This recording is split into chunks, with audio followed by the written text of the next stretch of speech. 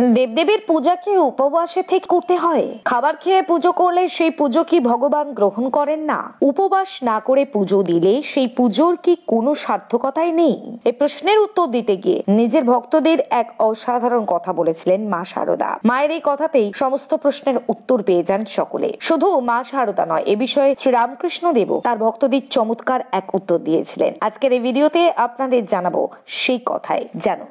মা শারদা ছিলেন শ্রীরামকৃষ্ণ পরমহংসদেবের ধর্মপত্নী। সকলের প্রতি অপার করুণা এবং দয়া ছিল শারদা মায়ের। সবাইকে তিনি নিজের সন্তান রূপে জ্ঞান করতেন। ভক্তি শ্রদ্ধা সহকারে নিয়মিত ঠাকুরের পুজো করতেন মা শারদা। মায়ের একনিষ্ঠ একজন ভক্ত বালবিধবা সবাসনা দেবী। শোনা যায় একবার মায়ের সঙ্গে দেখা করতে এসে বিভিন্ন কথায় সবাসনা দেবী জানান তিনি নিরম্বু উপবাস রেখে দেবদেবীর আরাধনা করেন। এই কথা শুনে মা শারদা রীতিমতো অবাক হয়ে যান। তিনি সবাসনা দেবীকে বলেন, আত্মাকে কষ্ট দিয়ে কখনোই কোনো আরাধনা সম্পূর্ণ হতে পারে না। সম্পূর্ণ উপবাসে থেকে অর্থাৎ না খেয়ে পুজো করলে মানুষের আত্মা কষ্ট পায়। তাই মনকে শুদ্ধ রেখে একনিষ্ঠ ভক্তি শ্রদ্ধা সহকারে খাবার খেয়েও একনিষ্ঠ ভক্তি শ্রদ্ধা সহকারে পুজো করলে কোনো ক্ষতি হয় না। মায়ের কথায় আত্মা যদি কিছু খেতে চায় তাহলে অবিলম্বে তা খাওয়ানো উচিত। আত্মাকে অভুক্ত রাখার মানে ঘোর অপরাধ। সুপ্রাচীন কাল থেকে আমাদের ভারতবর্ষে পূজা অর্চনা নিয়ে নানান রকমের কুসংস্কার রয়েছে।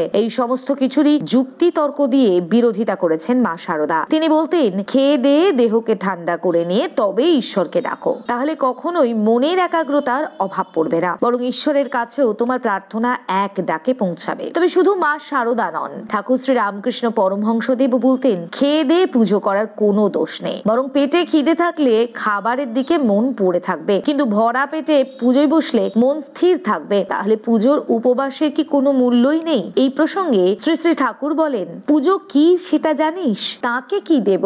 সবই তো তার।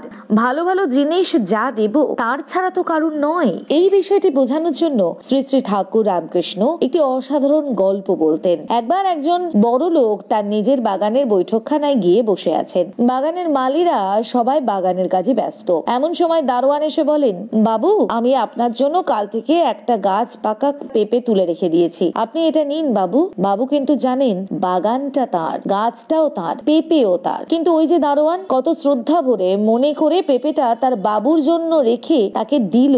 দারোয়ানের শ্রদ্ধা কি বাবুর মনকে বিগলিত করবে না মোটেই? বুঝবি, পুজো করাও ঠিক সেই রকমই। অর্থাৎ আপনি খেয়ে পুজো করুন অথবা উপবাস করে আপনার মনের ভাব যেন সবসময় শুদ্ধ থাকে। শুধুমাত্র ঠাকুর শ্রী রামকৃষ্ণ বা মা শারদায় নয়, প্রাচীন বিভিন্ন হিন্দু ধর্মীয় শাস্ত্রেও এ বিষয়ে নানান ব্যাখ্যা রয়েছে।